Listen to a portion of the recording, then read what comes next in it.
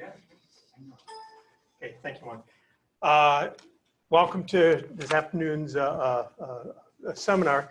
We're real pleased to introduce Garrett Doering. And I keep wanting to say Daring because I had a good friend back in Illinois that had the same exact spelling. So if I say Daring, that's probably the more correct. Well, but anyway, we're really happy that that he's here. Let me just read you a brief information about him. He's currently Systems Director for the Emergency Management, Safety, and Security System at Westchester Medical Center. As you probably know, I'm impressed, I didn't know this. Westchester Medical Center is a 1,700-bed healthcare system headquartered in Valhalla with 10 hospitals on 8 campuses. That I didn't know. Spanning 6,200 square miles of the Hudson Valley. It is a level 1, level 2 and pediatric trauma center, and it's the region's only acute care children's hospital. He is responsible for all aspects of emergency management. I think that's a full-time job right there, and management and safety across the network. So we appreciate it. We go to 4 and we'll have questions and answers, and this is being recorded. So if there's anyone online, you also have a chance to respond as well. So thanks a lot. Appreciate it.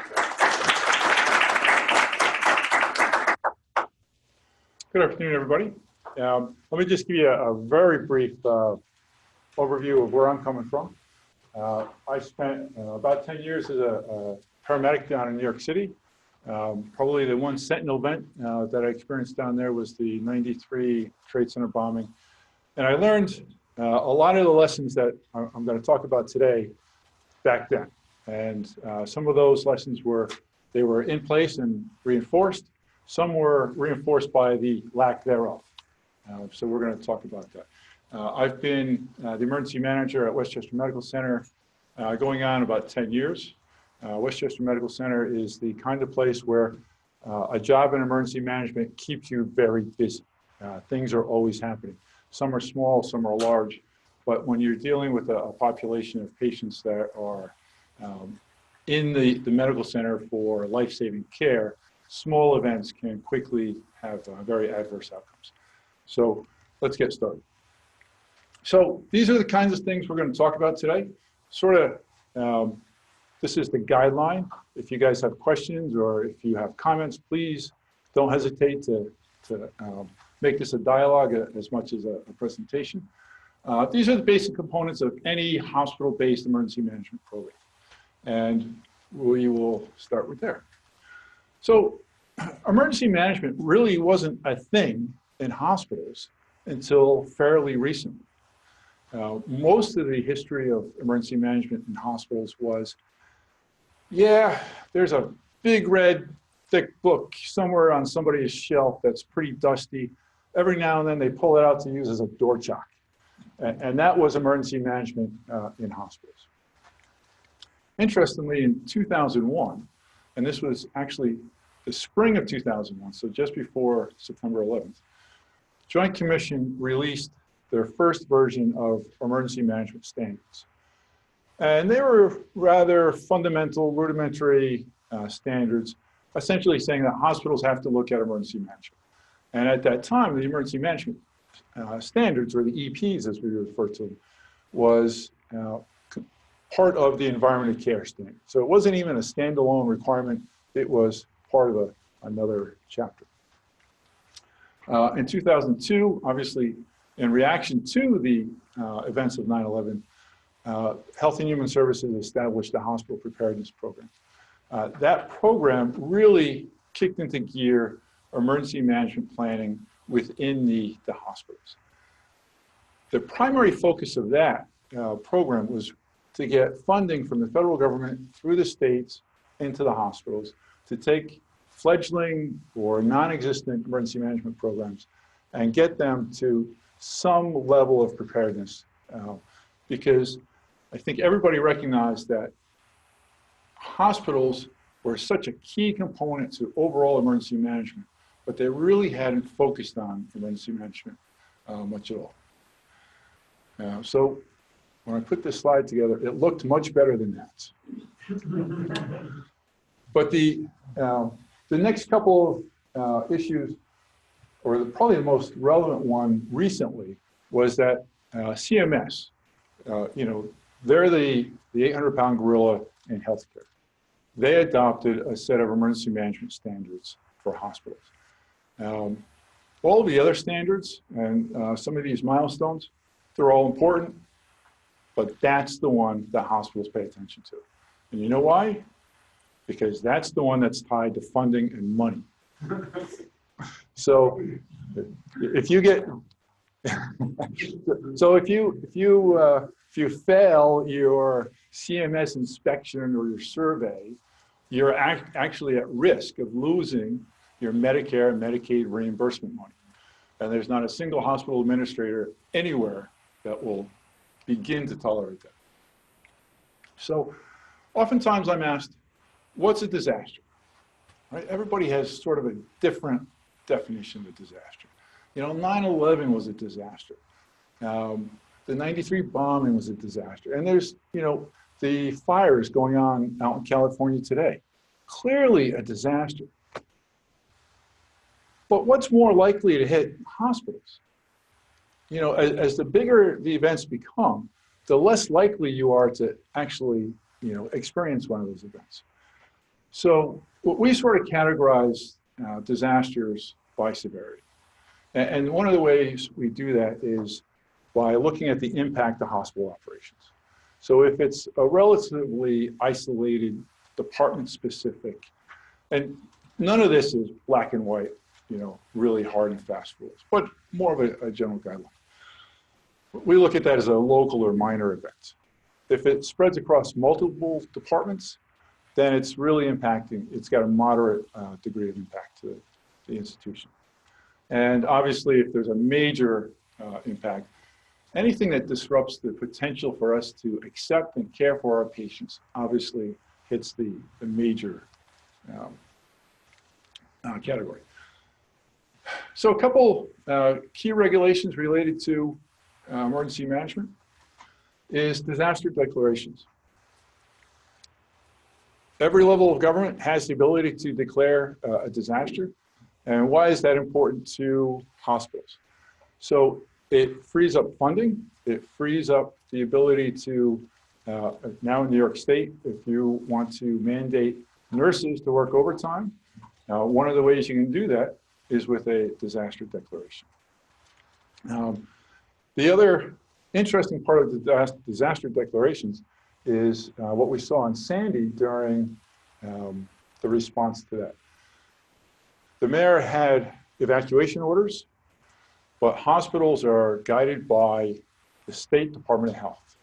So can the mayor, under an emergency declaration, order a hospital to evacuate?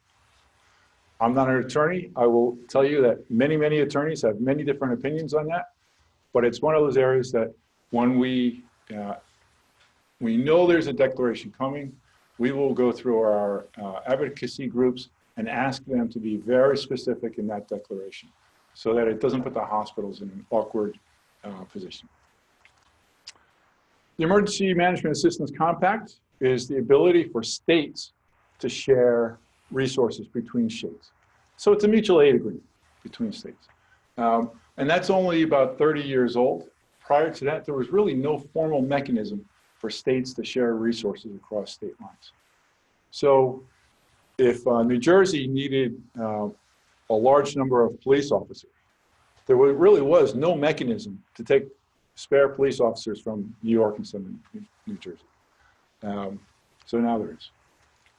FEMA, everybody sort of thinks of FEMA as this magical disaster relief agency. For the most part, FEMA is there to write a check when it's all over and done with. FEMA does not have a large number of people. They're really there to provide mitigation assistance and recovery in the form of financial assistance. In New York State, we are under what they call home rule. So every level of government is autonomous to the government above it. So all of these provide a system of getting help from the local level on up to the federal level. When we talk about specific issues related to the hospital, NDMS, the National Disaster Medical System, is comprised of volunteers, physicians, nurses, surgeons, pretty much every medical professional and support staff. And they come together in times of need. They're sort of like reservists. So the Health and Human Services will activate DMAT teams. And they just relieved the teams down in Florida and South Carolina to help the hospital. So these are self-packaged mobile hospitals. So think of a machine, essentially what it is. So they will help any hospital in the affected disaster area. HIPAA and EMTALA rules, people are always concerned about sharing information, especially during a disaster. Probably one of the most difficult things is locating friends and relatives in these environments. There are exceptions and permissions within each of these rules that make it a little bit easier for us to find injured and hospitalized patients. 1135 waivers. So Health and Human Services has the ability to waive some of the standard requirements of hospitals. Again, that's typically going to be done at the state level. But the hospital associations will sort of go to the governor's office and say, this is the kind of relief we're looking for, either from CMS or other regulatory bodies. Those 1135 waivers can speak to altered standards of care, and the bottom line is saying quarantine and isolation. So depending on the disaster, pandemic specifically, there is significant state law revolving around that. And we can always try and look at those issues and perhaps seek relief through the 1135 waivers. Joint Commission, everybody knows Joint Commission. They have 114 elements of performance for emergency management, and they basically mean thou shalt do this. They're very prescriptive. If they want to see X, Y, Z. DNV, which is the accrediting body for Westchester Medical Center, it takes a slightly different approach. And they're looking at a performance improvement process as opposed to do this. So there's a lot more flexibility. They tell you what kind of things you should be accomplishing, and what they're looking for is show me how you accomplish that goal. Very different dynamic than Joint Commission. Again, back in 2016, CMS adopted their conditions of participation. The key takeaway there is all of these other requirements are specific to hospitals. When CMS introduced their conditions of participation, they introduced it to 11 provider types. So it's hospitals, it's ambulatory surgery, it's ambulatory care, it's community treatment centers. There's a whole range of provider types that previously had not had any requirements to meet emergency management standards. So as of 2016, they do. And New York State Department of Health is probably the shortest, simplest requirement for emergency management, but it is by far the most impossible one to actually meet. And it basically says, you shall train all of your employees in everything.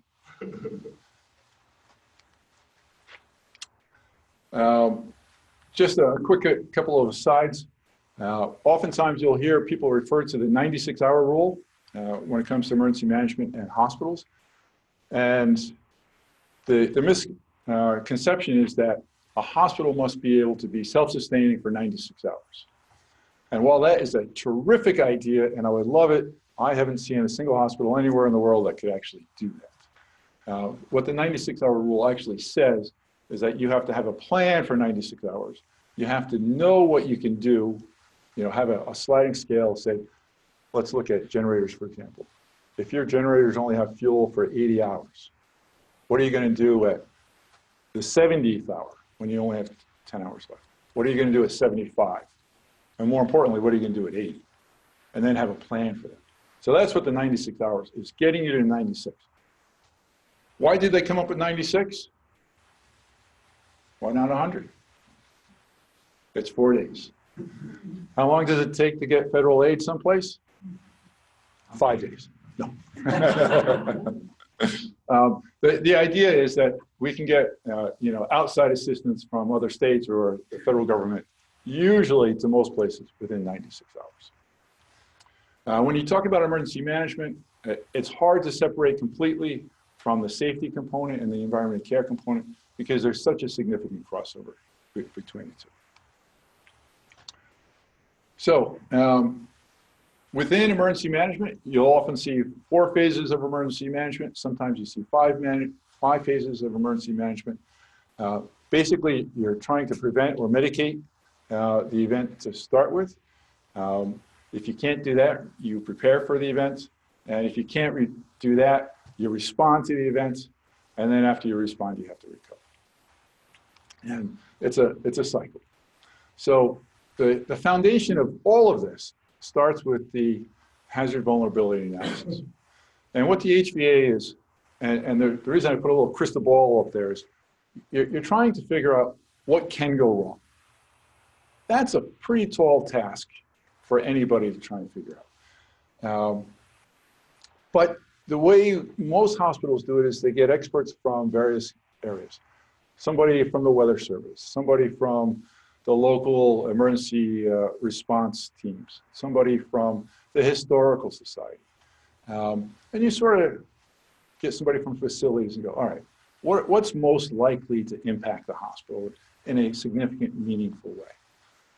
So here I have St. Anthony Community Hospital, which is one of our hospitals. And as the crow flies, it is one of the largest chlorine manufacturing plants in the country. Do you know why we have a large chlorine manufacturing plant in Warwick, New York? It's a trivia question. Who's got the largest water supply in the country? New York City. These folks supply all the chlorine for the drinking water in New York City, which is great for everybody who lives in New York City. For the folks of downtown Warwick, I'm not so sure. So this is just one little example. So you look at this and go, okay. I mean, every town has chemical manufacturing plants of some type. You don't always know where they are. You don't always know what they do. But then, as you're doing your HVA, you come up with this.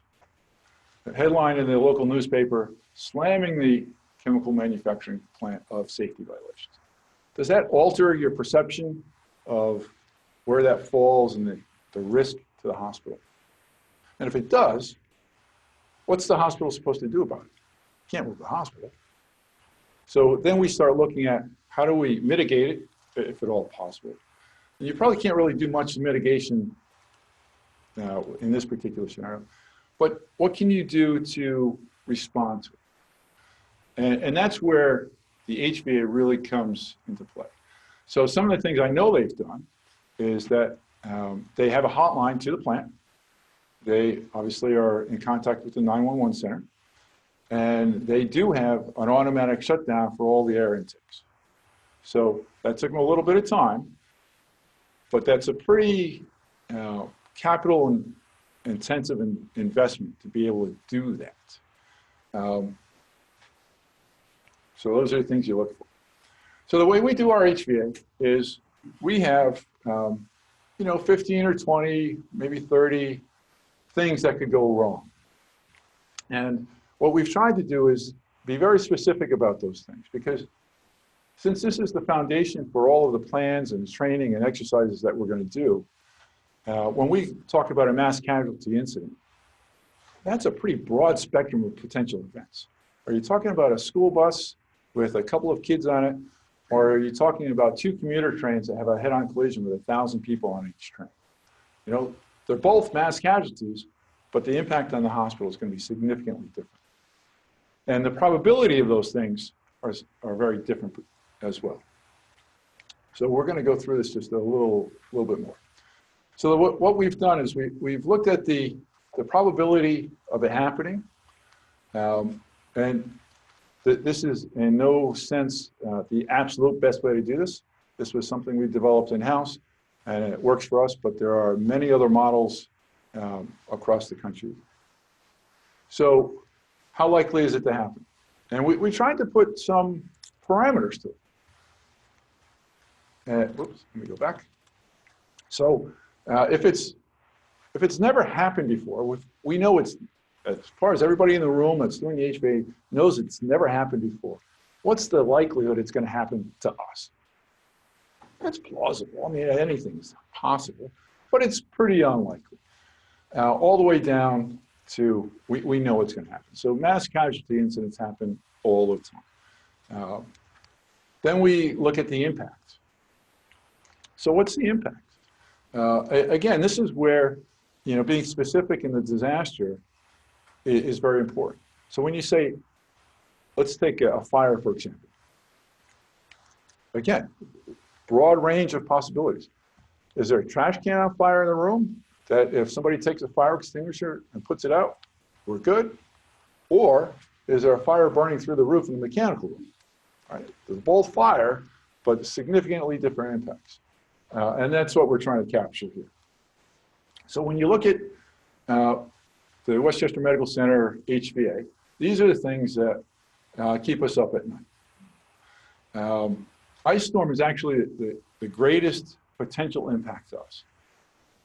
So you may ask yourself, why ice storms?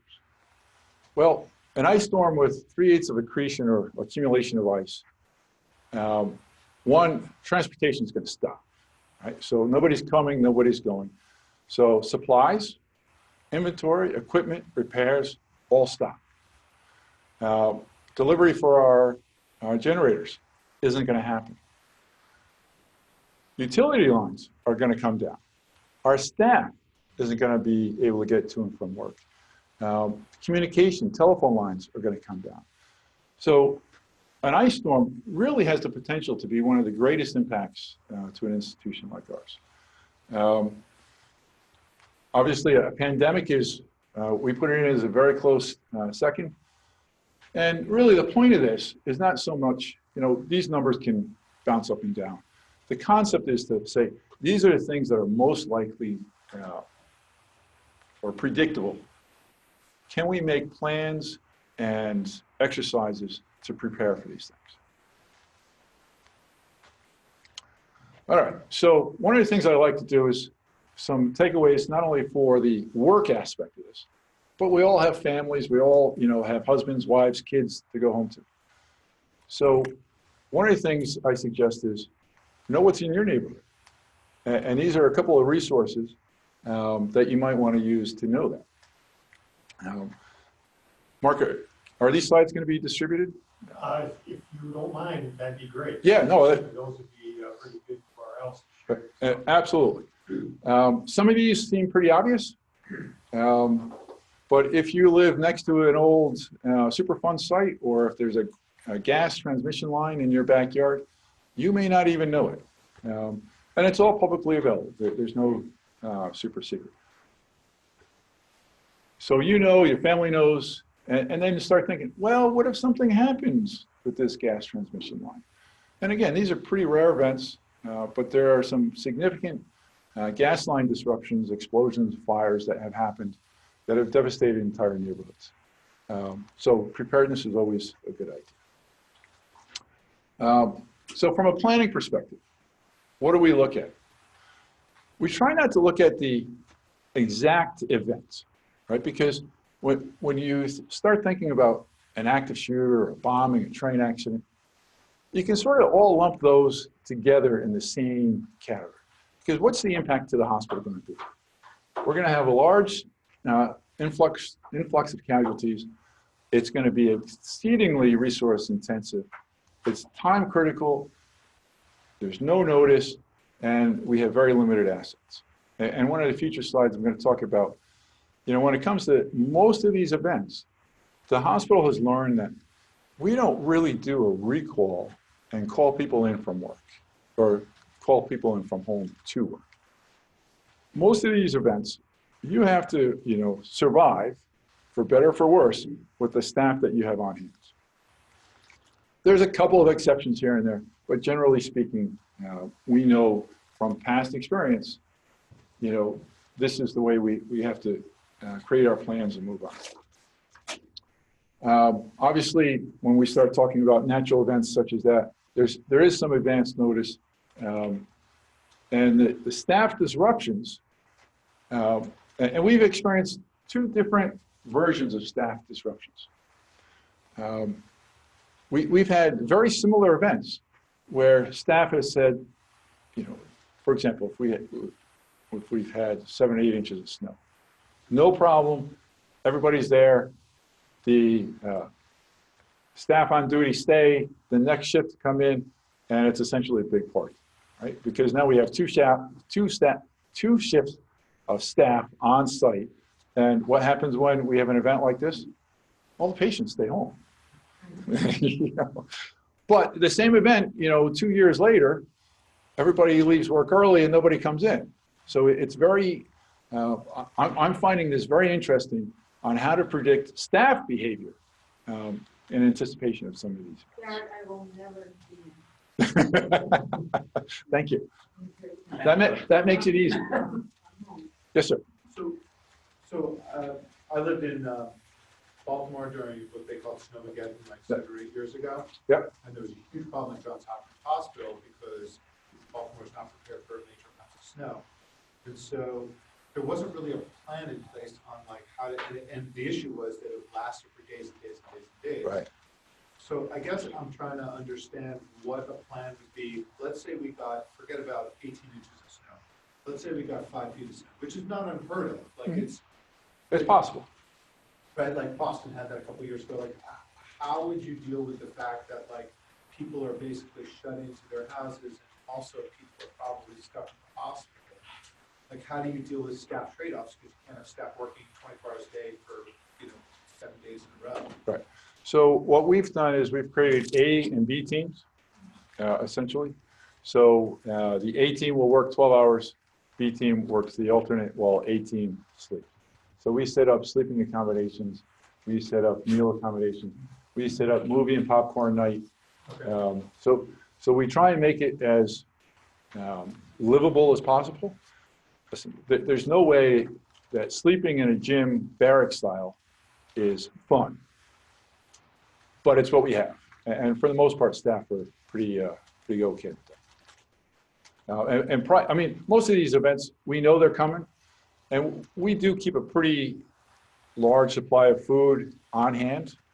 Food's really not the issue. It's some of the more sensitive supplies that become the bigger issue.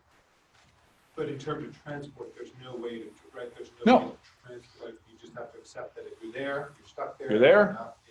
Yeah. And Dr. Amlin. Yeah, just a perfect example, great question, of the need for planning. Because the A and B team is perfectly logical, but you don't want to have to think of that on the fly. You want to have already procedure in place and people understand this. One of the hardest things during an emergency is to be part of the response group and be told, as I once was, go to your bunk, go to sleep. We're going to need you in 12 hours. Right. You're there full of adrenaline. You just got there. You're ready to respond. And it's like, go to sleep? Are you kidding? I can't sleep. I came all this way and you're sending me to bed. But the fact is, in 12 hours, I'm really going to need it. Right. That's when everybody else is at the limit of this performance. Only through planning do you think of something so simple as that, that's so hard to digest on the moment. George. So something just to tie in with that, to answer a little bit of your question. And I don't know if you can get this, so sorry. One of the big issues that hospitals had in the very beginning, and one of the biggest things that I need a big emphasis on, is personal preparedness. So as an employee, particularly focusing on hospitals, nurses, everyone that worked in the hospital where I used to work at before, made a commitment, but we had to really push personal preparedness. If we didn't push personal preparedness, let the employee and their families know that when something like this happened, they weren't going to see their family member for maybe a day or two. And they had to make those plans ahead of time, because if they didn't, then we lost that person as a resource. If they had to go back home. Using the nurse as a perfect example, the nurse had to go back home. We just lost a critical part of the healthcare team. And that continues to probably be the largest struggle. Now, you know, we all have families, we all have kids, we all have pets, we all have parents. And if we're stuck at work, what's going on at home? And that's probably the single biggest thing that is still a big challenge. Yes, sir. Yeah, and also your training is the only two scenario, but there is no on-site gunfight active the shooter in the on-site. Why do you do not include the on-site? Because that's an entirely different, right? So all of those events are creating mass casualties off-site. Really no impact to the hospital. I mean, yes, patients are coming in. Once you bring an active shooter on scene, it's such a completely different dynamic. It's much more complex. As I'm sure you all know, we had a murder-suicide in the hospital August 8th of this year. That was, from a safety perspective, it was a minor event, right? It was very unfortunate and tragic for the two people involved, but that was it. And I don't want to sound cold about it, but from a hospital operation perspective, nothing outside of that patient room was impacted. However, the entire hospital was significantly impacted by that event. And I'm going to go into that a little bit more in a future slide, but that type of event is so much different than what we're talking about here. You are more focused on massive the killing. Right. Not few. That's when all that training you're forced to take, you realize, wow, I'm glad I paid attention. We shut our doors, people went under desks, we just got that general alert that there's a shooter on site. So, yeah, but it's not like we are planning for influx of patients or surge of patients because of some external factor, like active shooter offsite and more young. How about like this? For example, if patient is happening in the inside hospital kind of setting, what happens? This is the not mentioned.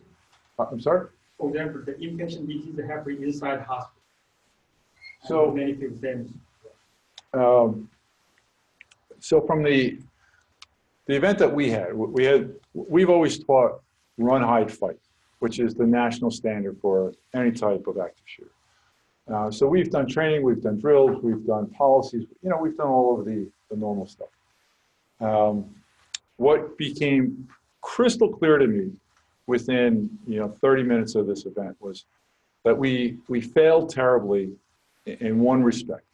And that was, we taught people to run if they can, hide if they can't run, and then fight if they must. What we didn't say was, you run, hide, fight, then what? Right? Because we had numerous stories of staff who were terrified. You know, they ran, they were hiding under their desk, and 20 minutes later, they hear pounding on the door. Police, open the door. Well, what are you going to do? You going to open the door? I don't know. All I know is I heard gunshots a few minutes ago. Now I'm hiding under my desk, and now somebody's pounding on the door. What we failed to do is create a mechanism so that we could say, yes, it's okay. I mean, I could talk to you for 2 hours on some of the lessons learned on that specific event. And maybe I'll come back and we can do that. But it was... But that's a good point. So like we didn't get yes, it's okay. Families calling us, are you okay? You know, and like we didn't, if you were anybody else, but in where that incident was, we really didn't know. Right. And just to muddle the waters a little bit more, so the run, hide, fight concept, it all started based on what? Does anybody know where it came from? What was the basis for it? School, right? So run, hide, fight works great in schools. Does it work great in the hospital? No, Right. We have a duty of to care for a lot of the people. So you get into that gray area of like, run, hide, fight. Let's just take care of the patient and go to the ICU. So it creates a huge problem. I know you know. And maybe there's a Center for Disaster Medicine that can come up with some great Hey, maybe innovative. If Only you had enough funding. only we had 800. So one last comment, and then we'll get back on track. So one of the things that we are definitely doing in response to that event is we are actually hardening certain areas. So as Deb said, there are areas in the hospital where people don't leave. So the operating room, for example, they knew there was a shooter in the hospital. We've got 14 operating rooms. There are 14 patients under anesthesia. What do you tell those staff? What do you tell them? Right?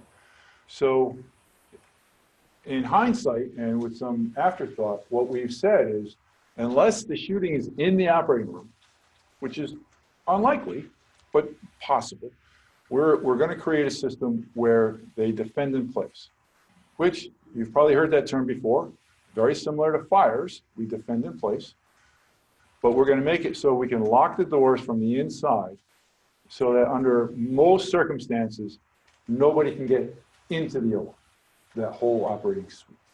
And we'll do the same thing for the ICU. We'll do the same thing for the NICU. But again, what we're sort of battling some of the life safety requirements so that we can always ensure egress. Because some of these events, if you look at the event over in India, they started setting fires to things as well as shooting people. So you can't just look at one threat in a silo. You got to look at these threats in a pretty devious, way, and just think the worst of people and make some plans. Which brings me to planning.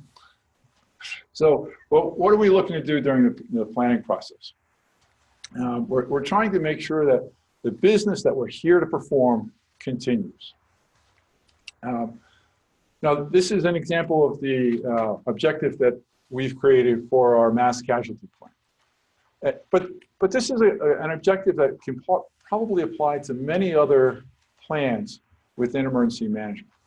Because really, what are we trying to do? We're trying to take very disparate disciplines, have them respond to an event in parallel and in a synchronous fashion so that the best possible outcome can be achieved. It's sort of like trying to get a world-class orchestra to play beautiful music. If you don't have a maestro conducting that orchestra, it's not going to work. But if you have a good plan or a sheet of music, you can bring everybody together and everybody can work well. And that's sort of what we try and do in the planning process. I'm running a little behind schedule on some of these, so I'm going to move through some of these slides. So typically in planning, we want to make sure that we identify the resources that are there, and we want to create an incident response team.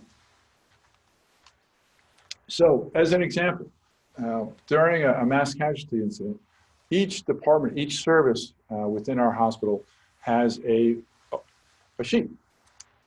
And this is what we call our playbook. So, people probably don't think of the courier as an essential service during a mass casualty event. But for those who are familiar with logistics, these folks are probably just as important as a trauma surgeon getting to the ER on time. Maybe that's a little overly dramatic, but you get my point. There is no unimportant component to a mass casualty response. So the courier supervisors and management team have all agreed to this. All of the other players in a mass casualty response know that courier is going to do these things. Courier also knows what the other folks are going to be doing. So again, we're sort of trying to create that sheet of music where everybody plays together.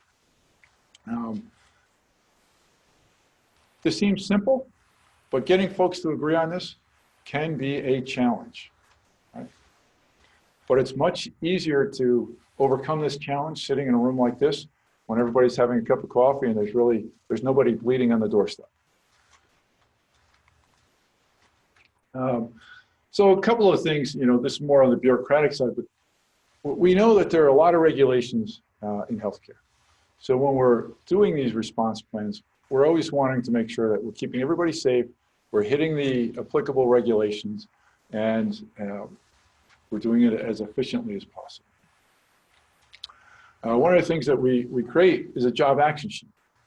And again, I'm a big fan of checklists, because when the event actually happens, unless you're doing this all the time, you're likely to forget even the most routine things. The best example of somebody using a checklist that I'm aware of is the Sully, the airline pilot who landed in the Hudson. Imagine yourself flying a very large passenger plane, and I forget the details, but he wasn't that high up in the air. And he gets simultaneous bird strikes, takes out not one, but both engines. He's over New York City in a plane full of 100 and something passengers with no power. And one of the first things he says to his first officer is, one, he's got the plane, or he's got control. And the second thing he said was, get out the checklist. Now, who knew there was a checklist for landing a plane like that? But they followed the checklist. If somebody in that situation can follow a checklist, I'm hard pressed to come up with a situation where the rest of us can't follow a checklist during a disaster. So here's an example of our checklist that we use for our nursing supervisor. Our nursing supervisor is the senior nurse who's in charge of the hospital during off hours. So he or she is sort of the boss that's on site. And they know the operation of the hospital probably better than any other single group of people in the institution. But we still have a checklist for them, because how often do they deal with a fire? How often do they deal with an electrical interruption or something like that? They don't typically do that. They're very good at their job, but now we're asking them to do something that they rarely do. And it would be unfair to ask them to do that well without giving them some aids. So we touched on this a little bit earlier. We use an emergency notification system. We use AlertFind. I believe the medical school still uses SendWordNow. Very similar. But when we do that, one of the first items that you see is, what's the impact? So we have alert notification, we have minor, moderate, or major disaster. So for example, the alert or the notification. Westchester County Airport is only a few miles from us.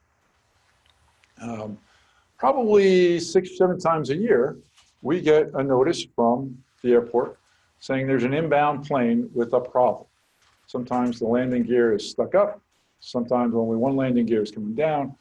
Whatever the issue, they send out an alert letting us know. But we don't wait for something terrible to happen to let folks know that there's a plane in distress. But it's not a disaster. So we send out the alert saying, hey, heads up, in 15 minutes, 20 minutes, whatever the timeline is, there's a plane that's landing. Hopefully all goes well. We'll get back to you. That's all that is. And we found the feedback on that has been very positive. Because what does that alert give you time to do? It gives you time to start thinking, all right, if it crashes, I'm going to do. You may pull out your job action sheet. You may pull out some of those other tools. It gives you enough advance notice to mentally prepare. And once you've done that, your actual response is going to be greatly enhanced, as opposed to doing it cold. So, home family tip. So, everybody has their account information somewhere, right? Maybe it's on your phone, maybe it's, well, maybe everyone has it somewhere. Maybe not. One of the things I suggest is keep a copy of your account information, your bank account, your life insurance policy, your homeowner's policy. Keep that stuff somewhere where you have it. However, don't write your homeowner's or your bank statement and your account number, say this is my account number. You lose that, that would be gold to somebody walking it up. So one of the things that you can do, you're not going to fool the NSA or an intelligence agency. But if you do a one-off encryption, just change the number by one up, two up, all the way across. Simple. Nobody knows it but you have it. And if you ever need it, it will prove very valuable. So some of the training that we do within the hospital. Every employee goes through initial orientation. There's the dreaded annual updates that everybody has to do. But really, some of the most effective training is the just-in-time training. So when SARS was happening, people paid a lot more attention to infection control and how to properly wear PPE when they saw on the nightly news that some infectious agent called SARS was infecting hospital staff. All of a sudden, those people who couldn't pay attention for 30 seconds on how to wash their hands and get properly gown masks and gowns, they were straight A students. So sometimes your just-in-time training is some of the most valuable. But how do we as emergency managers go out and get folks, because this is not what people want to deal with on an everyday basis. But folks are often holding staff meetings, and they often have 10, 15, 20 minutes to fill during a staff meeting. Great opportunity for us to get out there and provide some department-specific training. Online training, there's a ton of it out there. I have some resources at the end of this. But probably one of the most effective, if you have the time and effort, there are multiple national training centers across the United States that are really focused on emergency management. There's one in Alabama, there's one in Texas, there's one in Maryland. And these are places where you actually go for a week at a time, 4 days, 5 days, something like that, depending on the study that you're going to pursue. And you're immersed in it for that week. And it's absolutely fantastic. So you're with colleagues from around the country, really focused on whatever, here's the training. So we have federal training, we have state training, and we have county-specific training. The best part of this, it's all free. So there are multiple types of exercises that we use. The seminars, orientation workshops, tabletops, decision-making, games, those are all, verbal, discussion type exercises. There's, a seminar or orientation. If you're introducing a new plan, if you want people to get familiar with something that they haven't seen before, that's the way to do it. Workshops, if you realize there's a new piece of equipment or a new threat that you haven't recognized before, but you're not quite sure how to come up with a plan to do that, get people in the room, a workshop will do that. But when you think about drills and exercises, what are we trying to do for the most part? A drill or an exercise is a test. It's a test of the plan. And what we want to know is, did the planning assumptions we make, are they accurate? Do we need to change the plan once we get folks in the room? So here are the exercise design steps. Pretty self-explanatory. The major and minor events, those are the injects. So when we're doing an exercise, we're going to give people scenarios, and then we're going to say, hey, this is what happens. And when we give them that inject, whether it's a telephone call or a patient, we're going to also have a corresponding expected actions.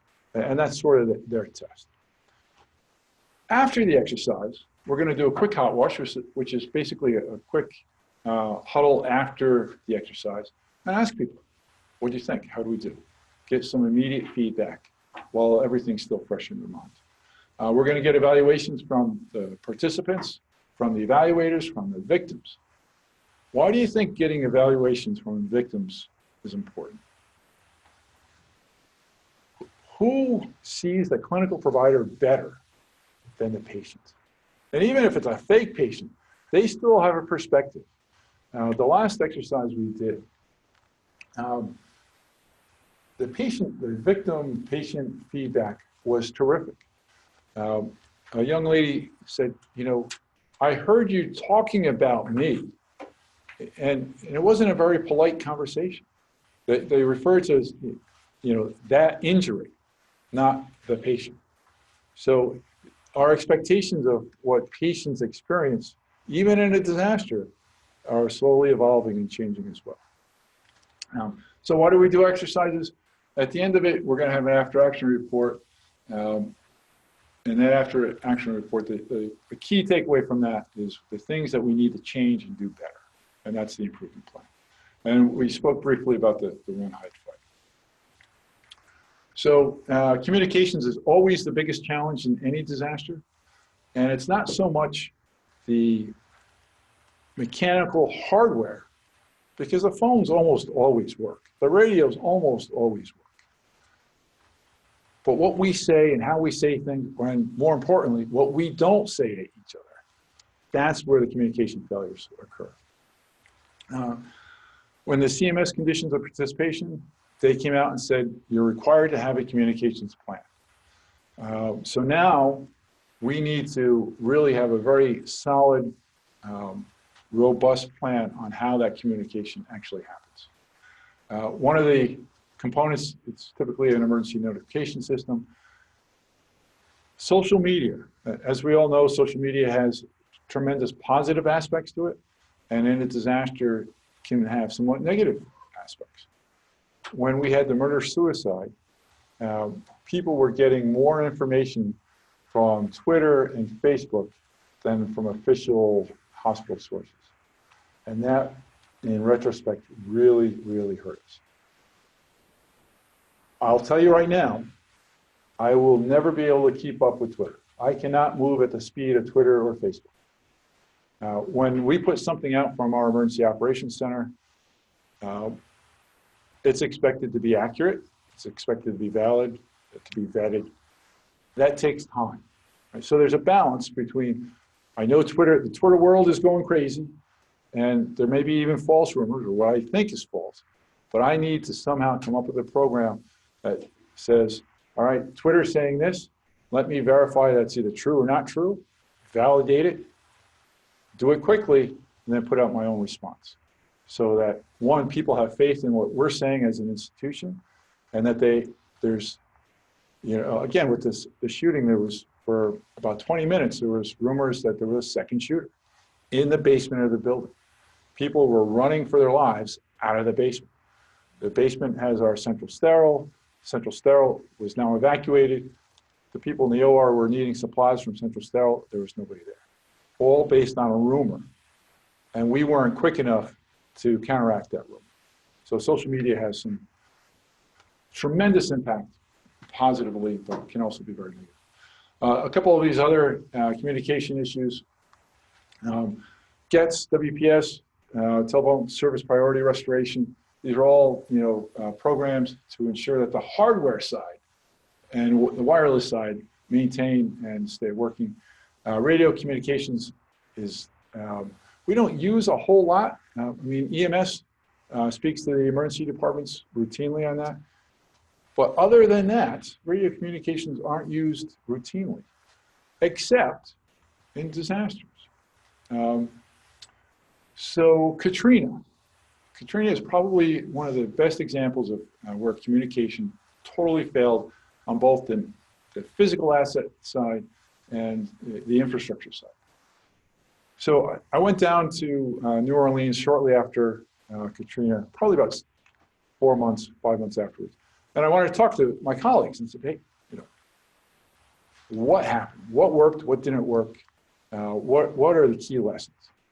And one emergency manager said that the most frustrating part of this whole thing was they had a pretty nice radio system. They were able to talk to police, fire, everybody in the world. Well, what happens during a hurricane? The hurricane blows all the antennas off the roof. Their radio vendor said, sure, we'll replace those, but it's 2 months, you know, because they had a million other things to take care of. So the hospital was in dire straits. they could see the military assets flying, or in some cases floating by, and had no way to communicate with them. And his advice was, have a spare antenna for every one of your radios. And, you know, for those in public safety, a spare antenna costs $200. Put it in a closet. If the wind rips your antenna off the roof of your hospital, you can have any mechanic take your spare antenna, put it up, and you're back in service in 30 minutes. An incredibly important lesson. We have spare antennas behind my office that I hope are going to be there until the day I retire. But these are things that you learn. Now, so family and home preparedness.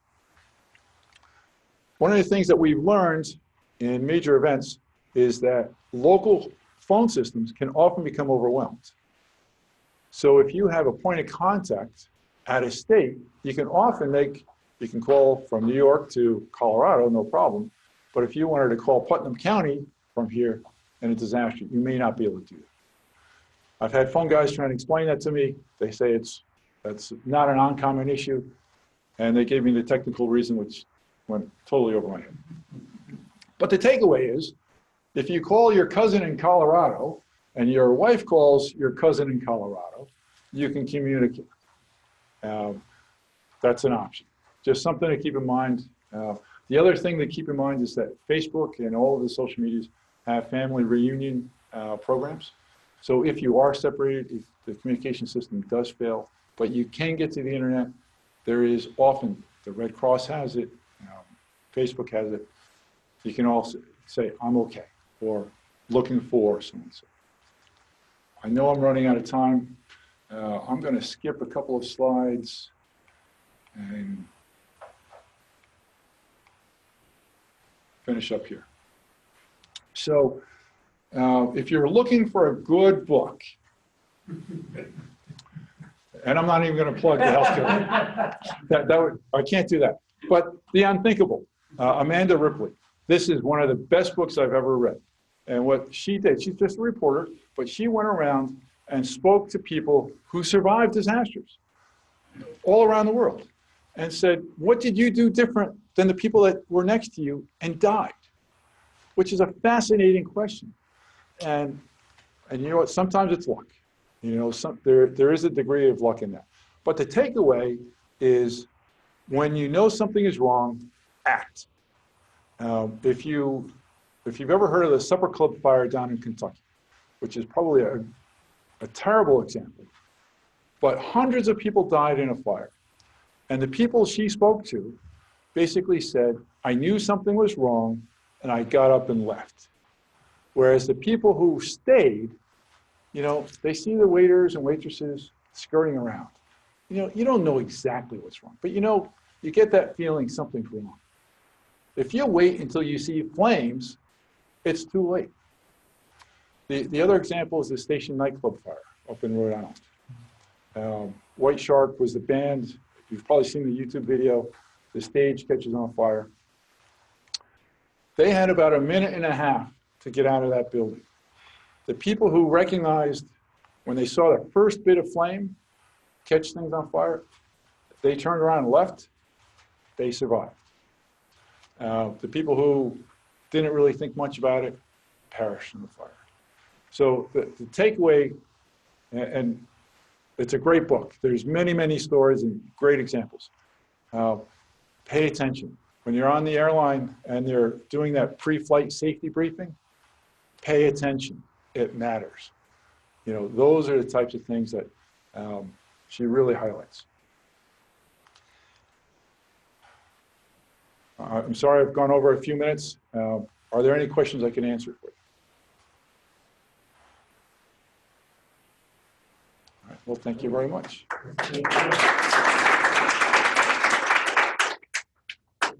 We could use a lot more time. Don't watch those.